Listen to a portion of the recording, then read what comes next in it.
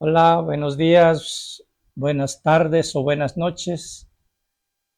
Tengan a cada uno de ustedes según el lugar y el horario donde nos estén sintonizando en este canal al cual hemos llamado 100 lecciones para aprender a predicar. Bienvenidos entonces, hermanos, nuevamente después de 2 sábados que no pudimos por cuestiones de trabajo. Estamos nuevamente reanudando estos temitas y te pido como siempre que nos ayudes dándole manita arriba, compartiéndolo con otro y suscribiéndote para que cada día se vaya expandiendo más y, y haya más gente que le sirva de algo estas enseñanzas. Vamos a entrar pues, hermanos, en el nombre del Padre, del Hijo y del Espíritu Santo. Amén. Bueno, durante este otro periodo, la cual hemos llamado la historia de la salvación, y que la historia de la salvación es tu propia historia, que la historia de la salvación es nuestra propia historia de la salvación. Y hemos venido hablando por periodos, por partes, y ahí podemos ubicarnos en qué parte nos encontramos. Voy a hacer un resumen de manera rápida. En el primer tema vimos lo que es la creación, lo que es la caída y lo que fue la promesa al mismo tiempo. En el libro del Génesis, del capítulo 1 al capítulo 3, vemos ese gran acontecimiento que Dios fue creando por partes, por etapas, todo lo que es la creación hasta llegar a la creación del hombre, a la cual nos hizo semejante a él. Pero inmediatamente en el capítulo 3 vemos cómo el hombre cae en esa tentación de comer del árbol prohibido, del bien, del conocimiento del bien y del mal.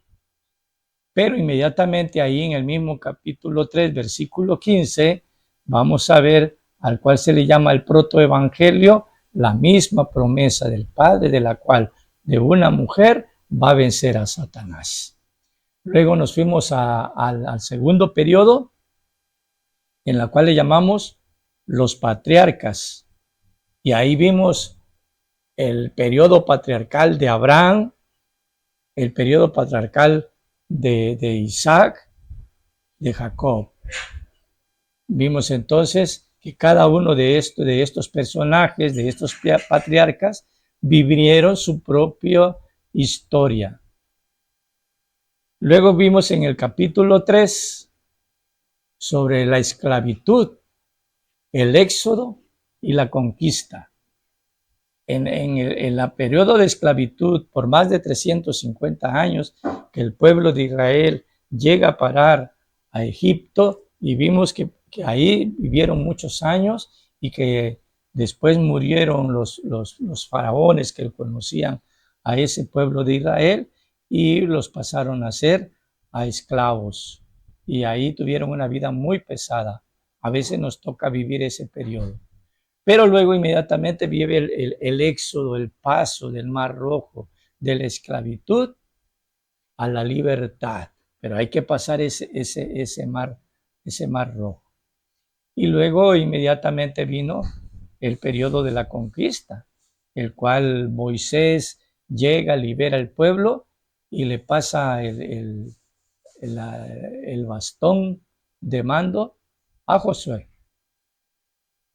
Y luego llegamos al periodo de la conquista, donde se tiene que conquistar esa tierra prometida. Se tiene que, no es de manera gratis, se tiene que hacer un esfuerzo, un trabajo para conquistar lo que Dios le había prometido a esa tierra que emana leche y miel. Y durante ese periodo que estuvieron entre caídas y levantadas, aparece ese periodo también de los jueces. Está Sansón, ¿verdad? Aparece Sansón y otros jueces que son personas que Dios los llama cuando ve que su pueblo, cuando se olvidan de él, caen bajo el mando de otros o bajo la jerarquía de otros de otros países poderosos, entonces Dios manda a esos jueces para liberarlos. Ahí se encuentra también Débora, ¿no? Bueno, luego en el tema 3 vimos lo que es la monarquía. Ya el pueblo de Dios está cansado de ese periodo y quieren ellos vivir como otros países donde tengan un rey. Y ahí aparece ya el rey Saúl, en la cual es el primer rey del pueblo elegido. Después de una serie de cosas que le pasa al rey el rey Saúl, viene a relevarlo el rey David, y así sucesivamente ya queda el hijo de David, Salomón, ¿verdad? Y ahí sigue ya la descendencia davídica. En el tema 6 vimos lo que se refiere al cisma. David es el rey que logra mantener unido toda la región de Canaán. Es el único rey que lo logra mantener unido. Cuando ya viene su hijo Salomón, ya no puede mantener unido y empieza a dividirse sobre todo ya con el hijo de rey Salomón. El rey Salomón ya tenía sus problemas, pero su hijo Roboam, viene la división, entonces se queda el lado norte, queda el reino del norte, a la cual se llama el reino del norte, con su capital Samaria, y ahí está gobernando el rey Jeroboam.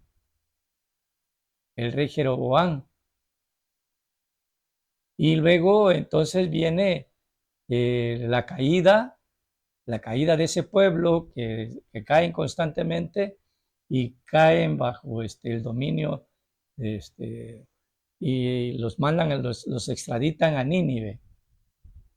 Mientras que en el reino del sur permanecen otros años más y su capital es Jerusalén.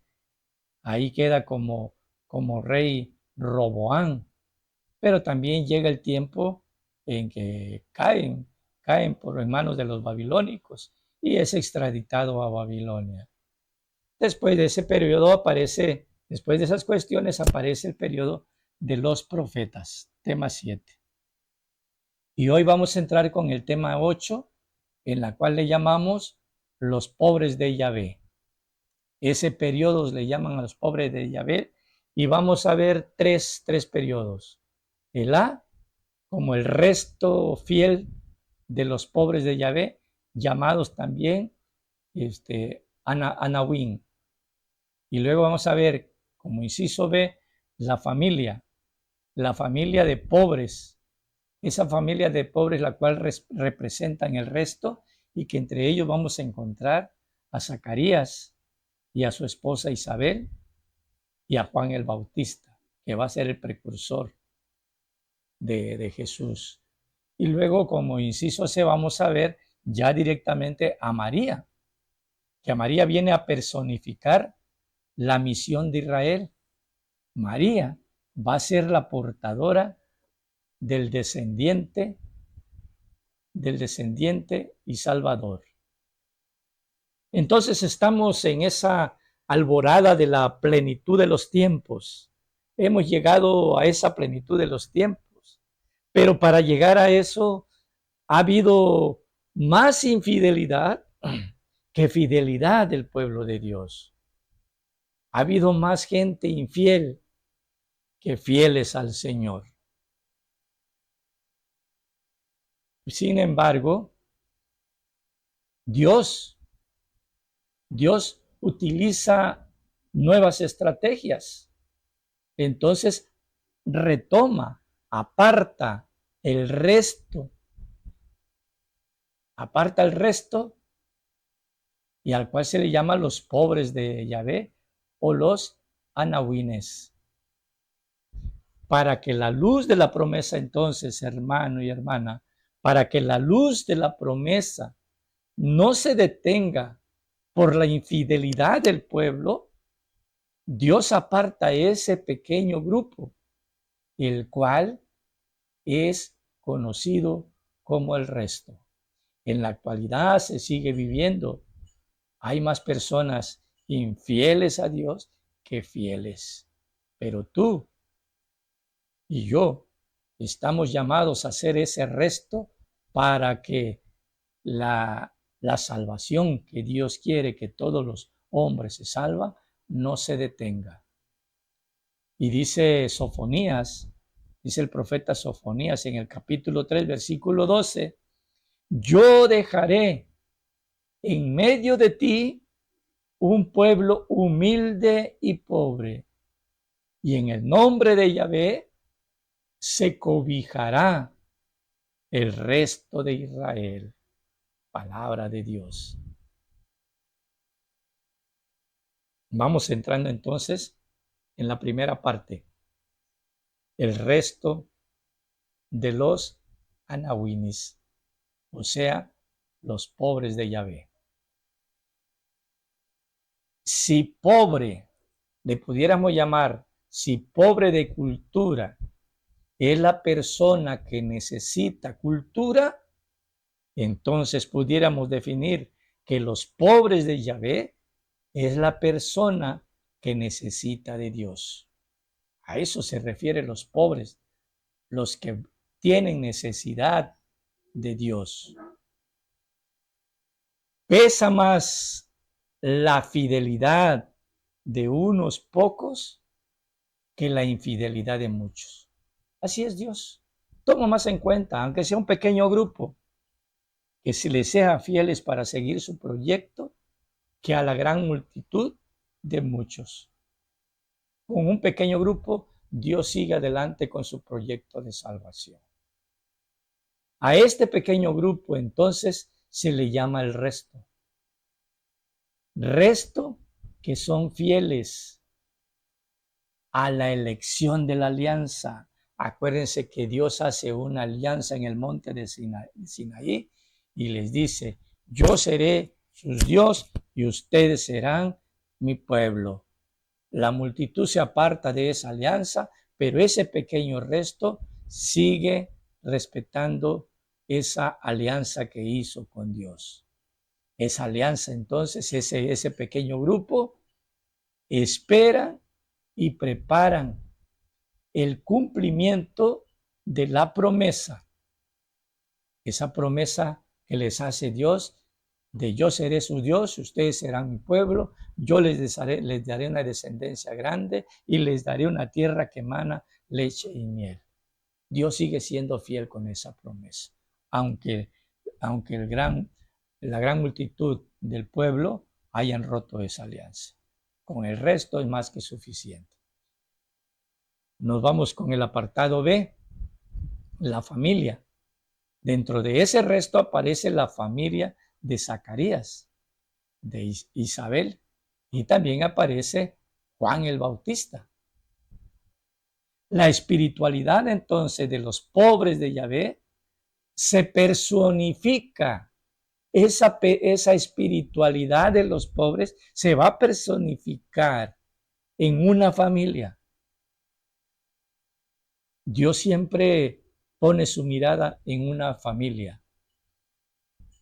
Y entonces vemos que tiene esa familia que ya tienen una experiencia de que verdaderamente Dios sí cumple su promesa. Eso ya tienen esa experiencia con Abraham, con Isaac, con Jacob, con Moisés, etcétera. Y los va tomando por familia. Y entonces, de esa manera también toma a Zacarías. Zacarías entonces viene como que a encapsular esa espiritualidad en un cántico, el cual ese cántico se le llama el Benedictus, así se le llama ese canto, el Benedictus. Ese Benedictus resuena el espíritu de ese grupo que espera la nueva alianza prometida por el profeta Jeremías.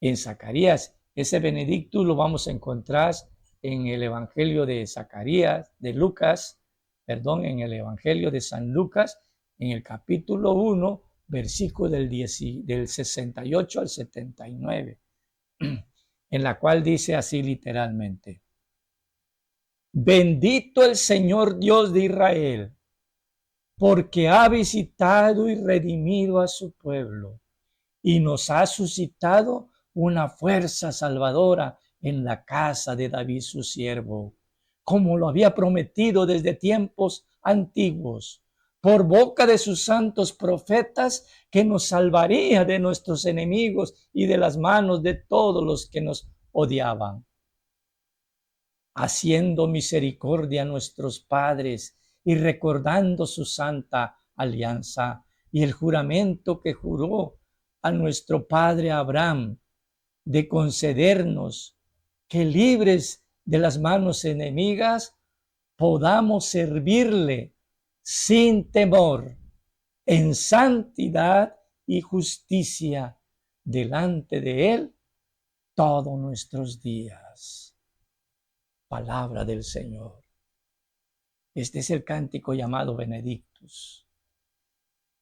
Sin embargo, ahí mismo en San Lucas, en el capítulo 1, versículo 72, sigue diciendo: el Dios de los pobres de Yahvé es el Dios de Israel, que ya ha cumplido la promesa desde antes que se realice.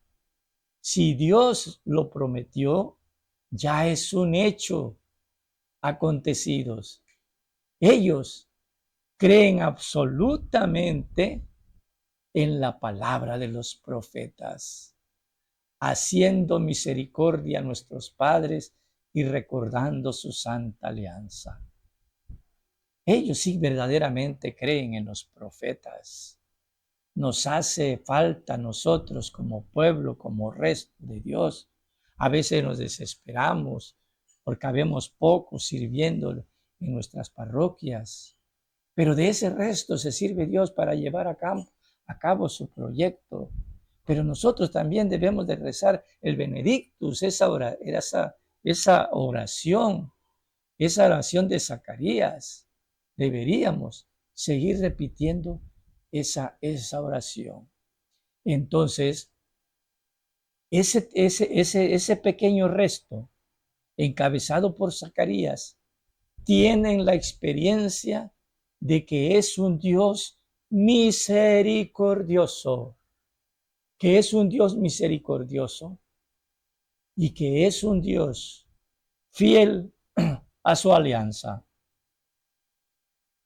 Dios, hermanos, Dios nos concede que, libres de manos enemigas, podamos servirles sin temor, en santidad y justicia, todos los días de nuestra vida.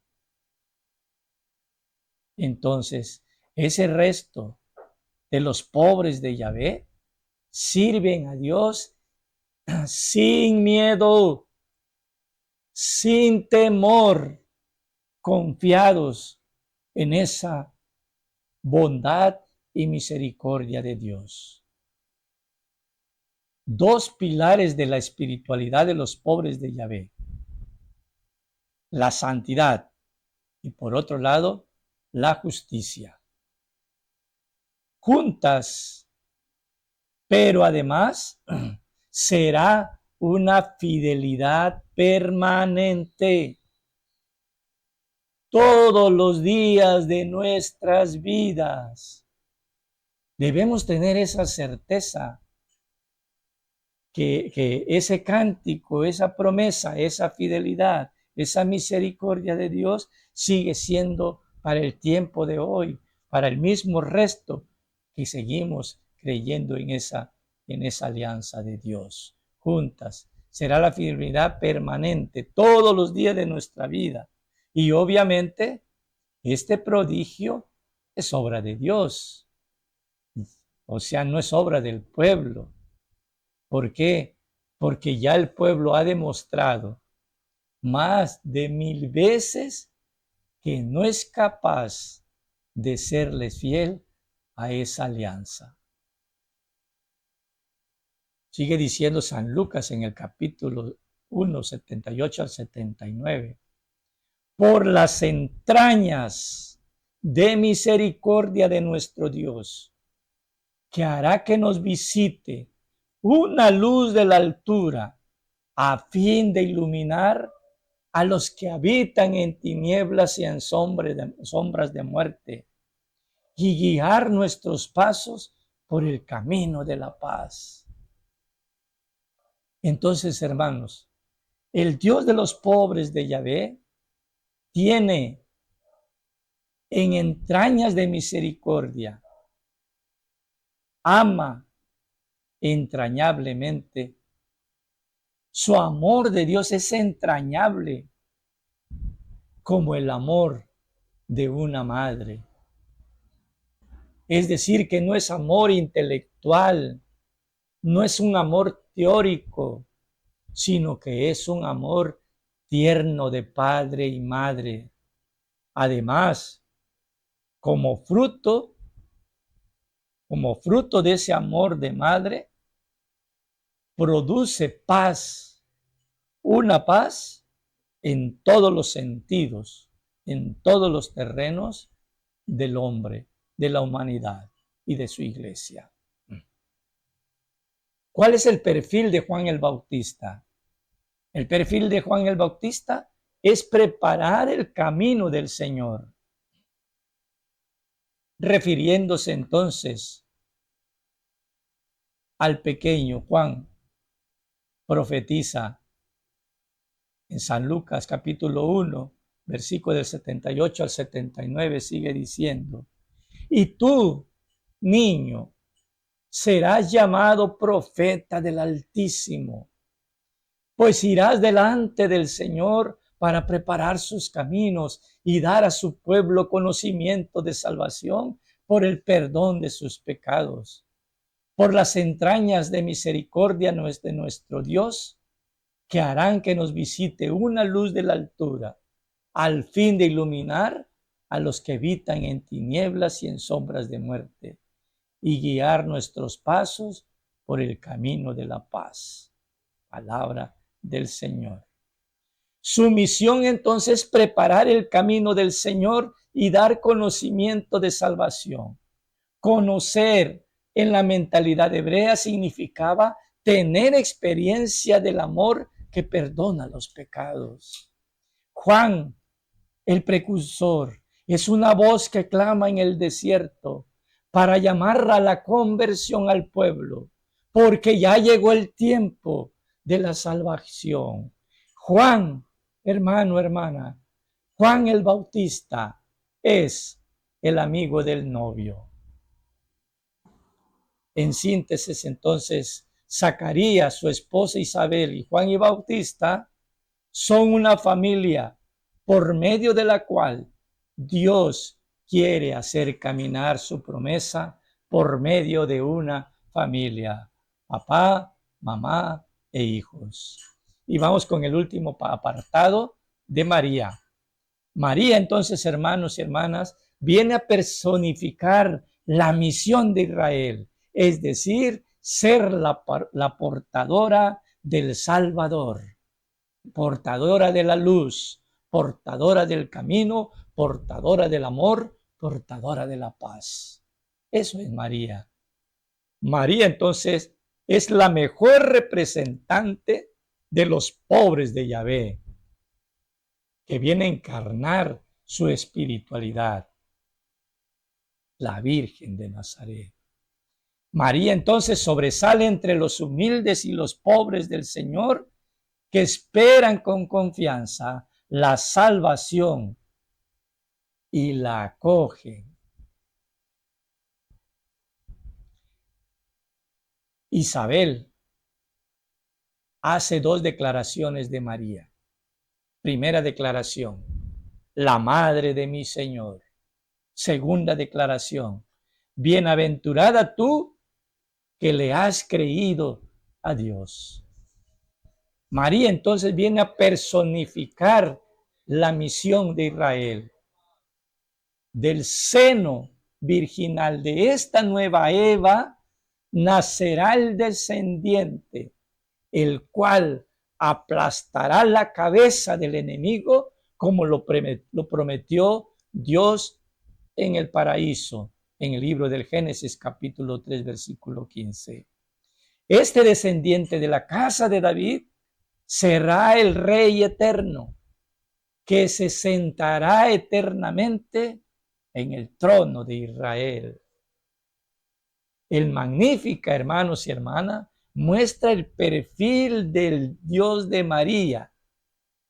Dice que es fuente de alegría y alabanza, que es Salvador poderoso, santo y misericordioso, que es fiel a la promesa que le hizo a Abraham y a su descendencia, que colma de bienes a los hambrientos y exalta a los humildes, pero que también derrumba a los poderosos de sus tronos. María, entonces, es la sierva que colabora en el plan divino de Dios. No se gloria por lo que ha hecho por Dios, como los fariseos de aquel tiempo, sino que María se gloria en lo que Dios ha hecho en ella. Y por eso lo alaba, por eso lo glorifica con alegría. Dios, entonces, está a punto de cumplir la promesa salvífica que ella, como Israel, ha sido escogida para ser el lucero de la mañana, para que preludie el sol de justicia en el oriente. Los pobres de Yahvé no son bienaventurados por ser pobres, sino que son bienaventurados porque el Señor responde a sus necesidades. Ser humilde, entonces, no es sino la mitad incompleta de una virtud. Lo que importa es ser humilde, pero exaltado por Dios. Humilde sí, pero humillados jamás, porque tú y yo somos pueblo elegido de Dios. Vamos concluyendo. La historia de la salvación, entonces, es nuestra propia historia.